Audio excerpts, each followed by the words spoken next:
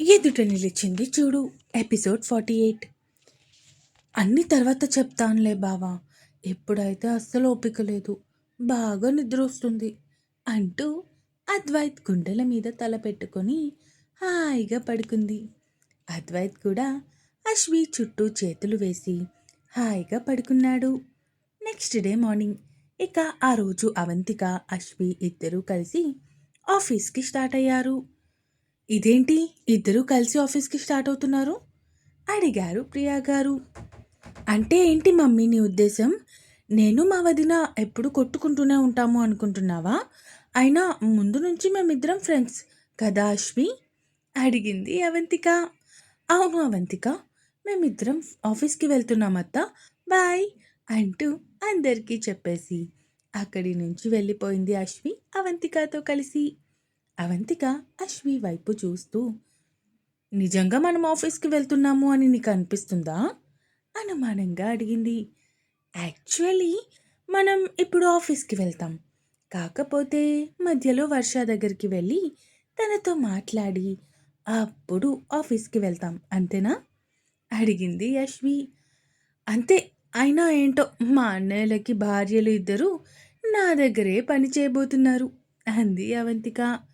చా, అంత సీన్ లేదు, ఇప్పుడే మారిపోమంటావా?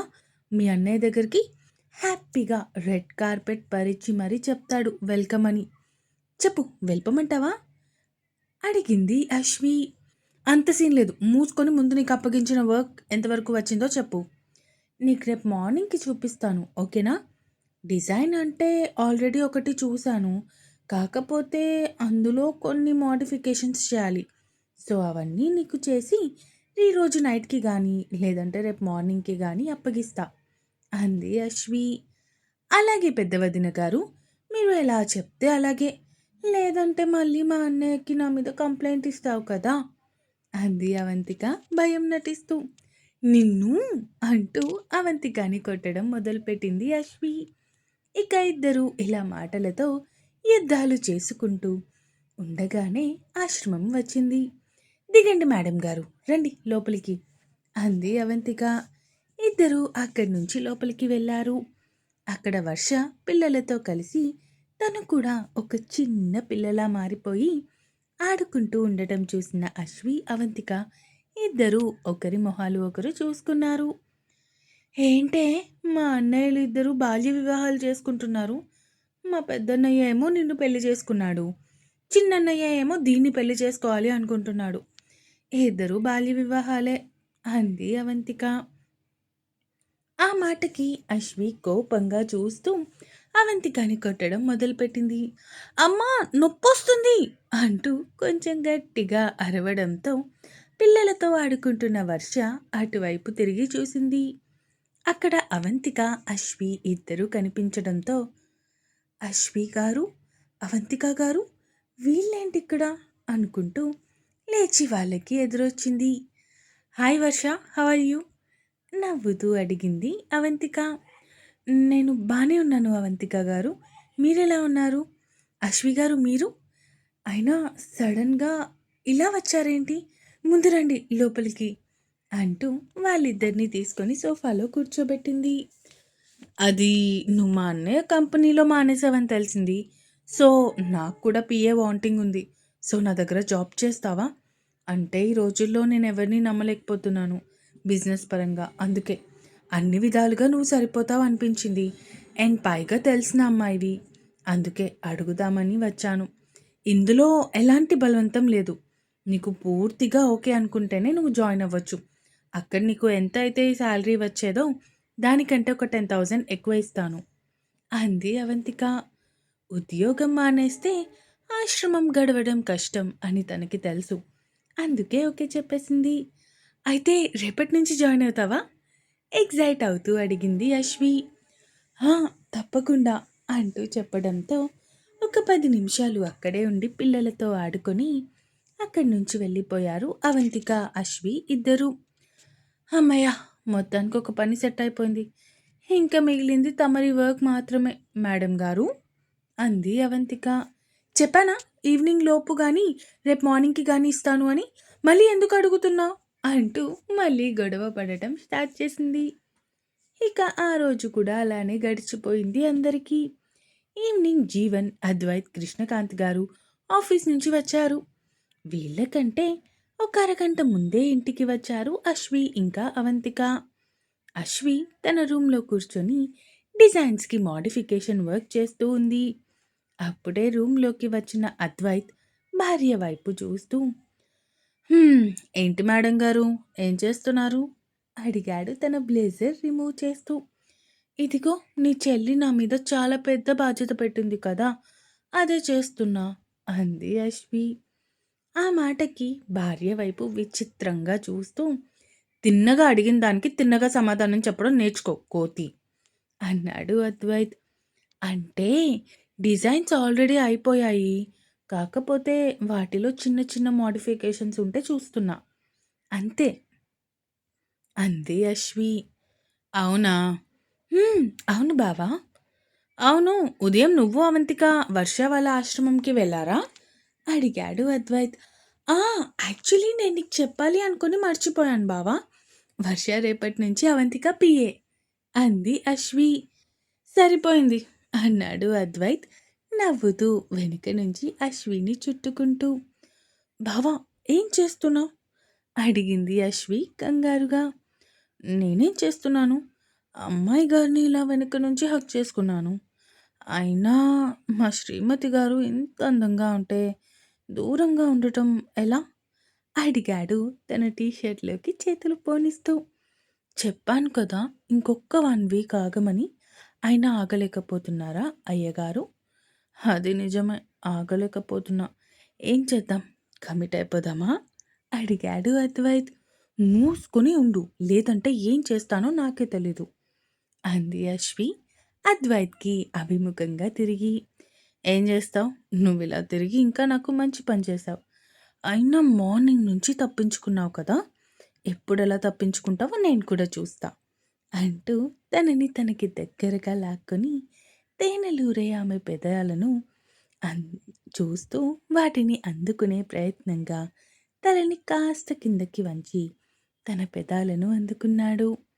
తన భర్త ఇస్తున్న ముద్దుకి తన పూర్తి సహకారాన్ని అందిస్తూ ఆ ముద్దులో జతకడుతూ ఉంది అశ్వి. అప్పుడే కింద నుంచి ప్రియా గారు అశ్విని పిలుస్తూ ఉన్నారు. కానీ ఆ ప్రేమ మైకంలో ఉన్న ఇద్దరికీ ఆవిడ పిలుపు వినిపించలేదు. ఆవిడ మళ్ళీ మళ్ళీ పిలవడంతో అప్పుడు లీలగా అశ్వికి ఆమె పిలుపు వినిపిస్తూ ఉంటే అద్వైత్ని దూరం తోసి, "వస్తున్నా అత్తా" అంది అశ్వి ముందుకి అడుగులు వేస్తూ. కానీ తన చేతిని పట్టుకొని ఆపేశాడు అద్వైత్. "బావా, వదులు, అత్త పిలుస్తుంది" అంది అశ్వి. "అబ్బా, వెళ్ళొచ్చులే, ముందు ముద్దుని మధ్యలో ఆపేశావు కదా, అది కంప్లీట్ చేసి అప్పుడు వెళ్ళు" అన్నాడు అద్వైత్. "ఏంటి బాబు, కింద నుంచి అత్త పిలుస్తూ ఉంటే నీకు నీ ముద్దు కావాలా?" అంటూ అద్వైత్ కడుపులో ఒక పంచిచ్చి తను తేరుకునే లోపే అక్కడి నుంచి బయటికి వచ్చేసింది అశ్వి.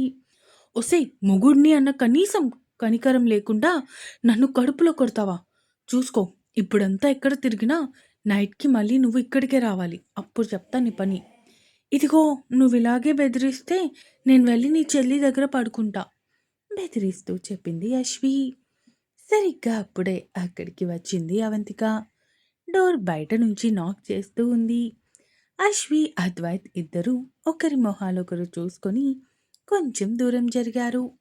అశ్వి వెళ్ళి డోర్ ఓపెన్ చేసింది. ఎదురుగా అవంతిక కనిపించడంతో, "నమస్కారం ఆడపడుచు గారు" అంది అశ్వి. "ఈ వెటకారాలే తగ్గించుకుంటే బావుంటుంది" అంది అవంతిక అశ్వి వైపు చూస్తూ. "అది కష్టం మాస్టారు, ఇంకేమైనా ఉంటే చెప్పండి" అంది అశ్వి. "పోవే, అయినా ఏం చేస్తున్నారు ఇద్దరు, కింద అమ్మ పిలుస్తుంది" అంటూ అద్వైత్ వైపు చూస్తూ. "అన్నయ్య, ఇది నిన్ను పూర్తిగా మార్చేసింది కదా, అసలు ఎలా ఉండేవాడివి ఎలా అయిపోతున్నావో తెలుసా? దీంతో ఎక్కువ సావాసం చేయకు, నిన్ను కూడా దీనిలాగే మార్చేస్తుంది" అంది అవంతిక. ఆ మాటకి అశ్వి ఉక్రోషంగా అవంతిక వైపు చూస్తూ, "నీకు బాగా ఆటలుగా ఉంది కదా, నీ పని జయ అన్నయ్యకి చెప్తా" అంటూ తన మొబైల్ తీసుకొని అక్కడి నుంచి కిందకి వెళ్ళిపోయింది. వెళ్తున్న అశ్విని చూసి నవ్వుకుంటూ కిందకి వెళ్ళారు అన్నా చెల్లెళ్ళు ఇద్దరూ.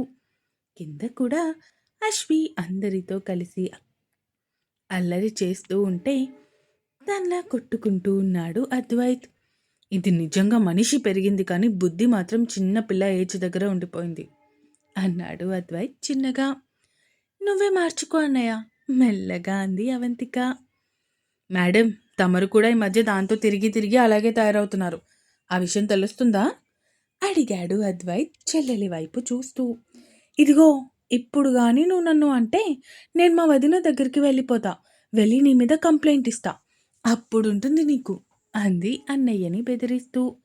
ఓసిని, నన్నే బెదిరిస్తున్నావా అంటూ చెల్లెలి వెనుక పడ్డాడు అద్వైత్. ఇక అద్వైత్ నుంచి తప్పించుకుంటూ అక్కడి నుంచి అశ్వి దగ్గరికి వచ్చింది. అశ్వి వదిన చూడు అన్నయ్య అంటూ అశ్వి వెనక దాక్కొని అన్నయ్య వైపు చూస్తూ ఉంది.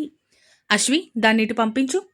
వదిన ప్లీజ్ సేవ్ మీ క్యూట్గా అడిగింది అవంతిక. అశ్వి పంపించు మళ్ళీ సీరియస్నెస్ నటిస్తూ అడిగాడు అద్వైత్.